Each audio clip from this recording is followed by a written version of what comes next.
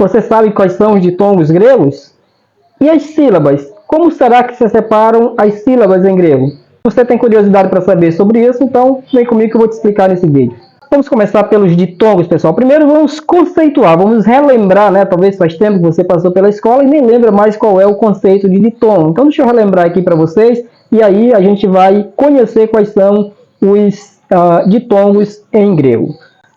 Já adianto que em grego nós temos 8 ditongos. Veja só. Qual é o conceito básico?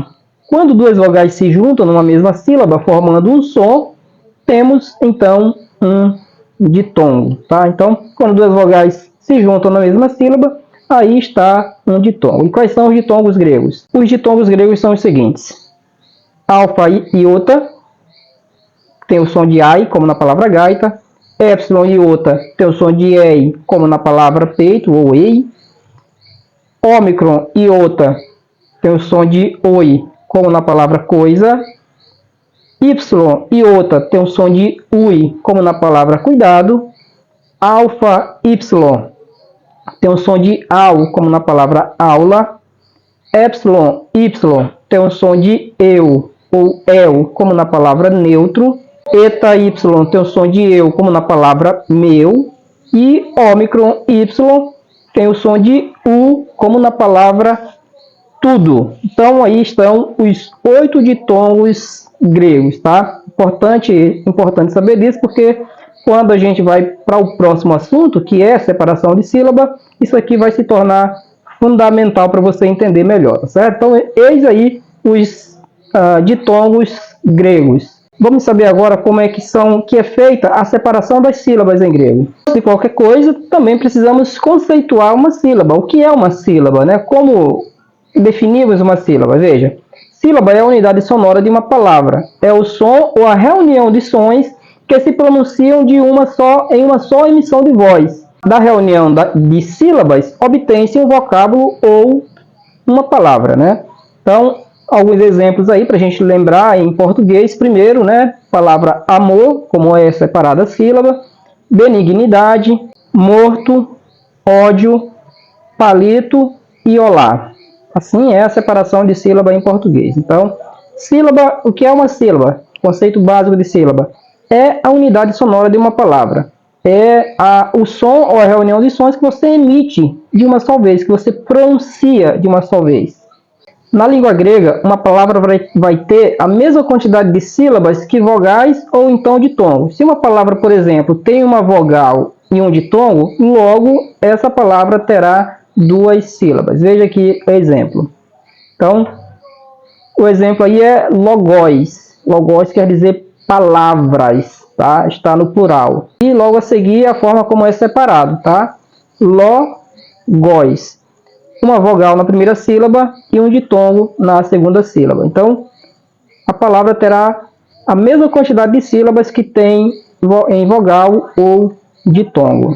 Um detalhe interessante, pessoal, na separação de sílaba em grego é que, por exemplo, quando você estiver fazendo a separação da sílaba e uma consoante estiver sozinha entre 2 vogais, ela não vai se unir à vogal anterior a ela, e sim à vogal que está à sua frente. E aí, o exemplo para a gente aí, tá? Errômenos, né? A palavra errômenos, veja aí no começo, erro, o ri é uma consoante, tá? Ele poderia vir para junto do epsilon, mas ele é deslocado para frente para junto do ômicron, errômenos.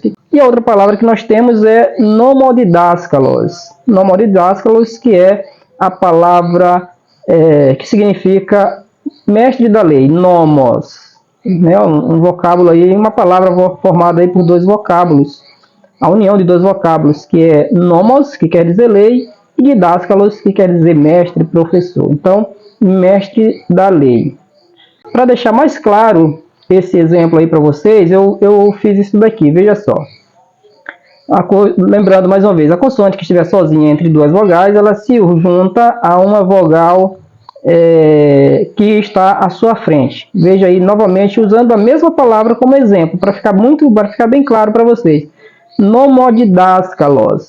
Veja aí circulado por essa elipse vermelha aí, você vê que o sigma, há um sigma antes do kappa. Observa?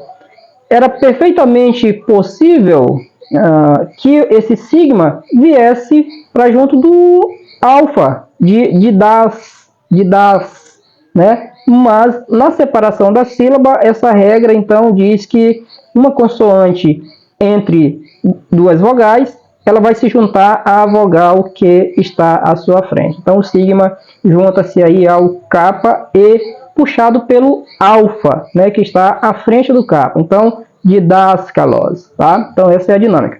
É claro que há algumas exceções, nós não vamos tratar aqui sobre essas exceções, mas há sim algumas exceções, pelo menos duas exceções há nessa regra de separação de sílaba, que vai ficar para um outro momento, para uma outra oportunidade. Mas é importante saber que, de maneira básica, a separação de sílaba em grego se dá dessa maneira. Uma outra coisa interessante para a gente saber sobre as sílabas em grego é que elas podem ser sílabas longas ou breves, tá? Uma sílaba longa. Como identificar uma sílaba longa? A sílaba longa é aquela que contém uma vogal longa ou um ditongo. Acabamos de conhecer quais são os ditongos e no vídeo anterior nós falamos sobre vogais e apresentamos as vogais breves e as vogais longas. Inclusive, algumas vogais são breves e longas ao mesmo tempo. Podem assumir os dois papéis. Então, uma sílaba longa é aquela que possui ou uma vogal longa ou um ditongo. E eu trouxe dois exemplos aqui para deixar isso bem claro para nós. A primeira palavra, anthropos.